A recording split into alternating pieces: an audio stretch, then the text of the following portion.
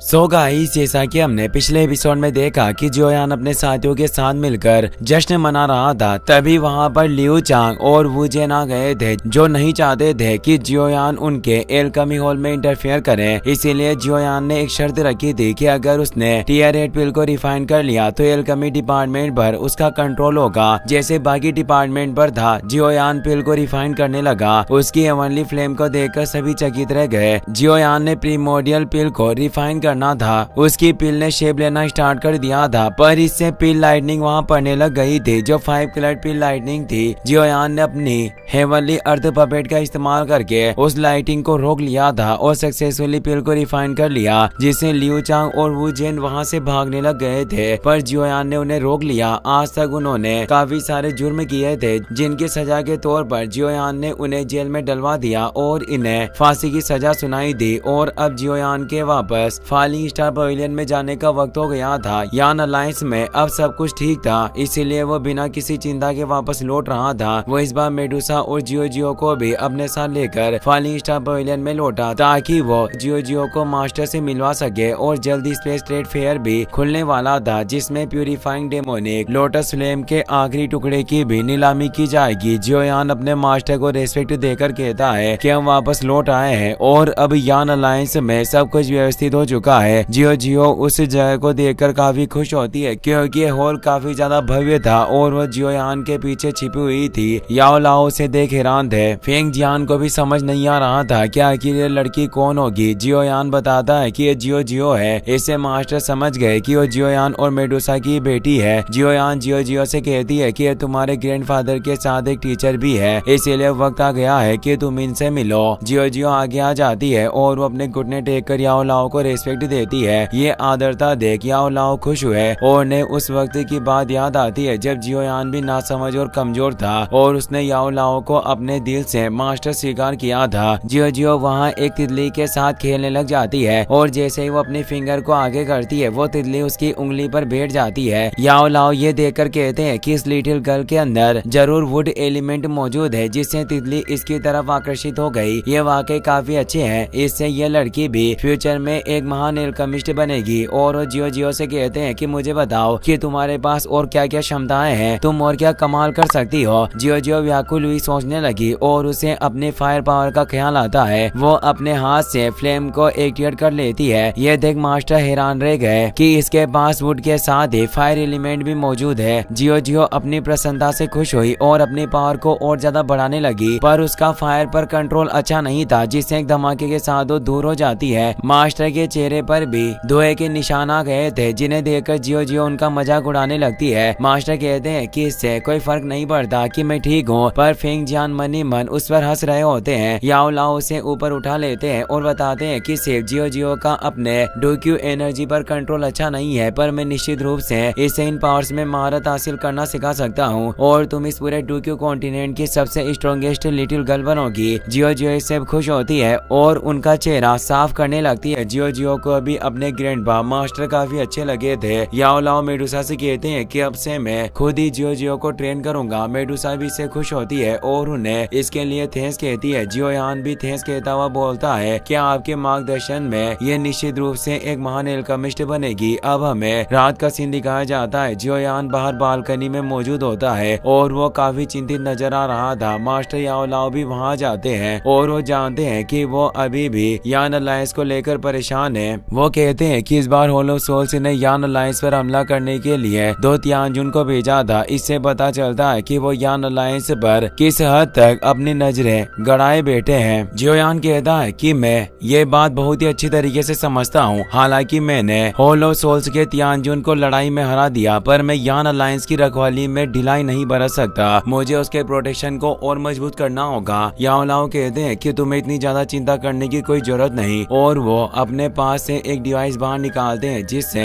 वहाँ एक मैप का प्रोजेक्शन क्रिएट हो जाता है। वो बताते हैं कि वो नक्शा है जिसे मेरे लोगों के द्वारा अभी हाल ही में बनाया गया है। तुम इस पर अच्छे से नजर डालो। इस नक्शे में जहाँ तुम्हें रेड डॉट नजर आ रहे हैं, वो उन मिस्टिक क्लाउड सेक्ट की तरह है, जिन्हें होलो सोल्स के द्वारा ही कंट्रोल किया जाता है। तुम इस बात से अंदाजा लगा सकते हो कि होलो सोल्स जिस तरह से सोल बॉडी को कलेक्ट करने में तेजी कर रहा है, ऐसा लगता है कि वो जरूर कोई बड़ी साजिश को अंजाम देने वाले हैं। जियोयान कहता कहता है कि होलो सोल्स के लोग आखिर करना क्या चाहते हैं। याओ लाओ कहते हैं कि होलो सोल्स और उसके सभी एनोई हमेशा से काफी रहस्यमय रहे हैं। वो अपनी साजिश का पता किसी को चलने नहीं देते और जिस तरह से इस बार वो कार्य कर रहे हैं, ऐसा प्रतीत हो रहा है कि वो बहुत ही बड़े षड्यंत्र को अंजाम देने वाले हैं। पर अभी हमें इस मैटर पर ध्यान नहीं देना चाहिए, बल्कि आधे महीने बाद वो स्पेस ट्रेड फेयर ओपन होने वाला है। उस समय वो प्यूरिफाइंग डेमोनिक लोटस फ्लेम का वो आखिरी टुकड़ा भी उभर कर सामने आएगा, जिसकी नीलामी की जाएगी। पर वो होलो सोल्स के लोग भी इस हेवनली फ्लेम को हासिल करना चाहते हैं, इसीलिए हमें उन कमीनों से पहले ही एक्शन लेना होगा। जियोयान कहता है कि चाहे जो भी हो जाए, मुझे उस प्यूरिफाइंग डेमोनिक लोटस फ्लेम को हासिल करना ही होगा। वैसे भी उस डेमोनिक लोटस फ्लेम के 4 टुकड़े में से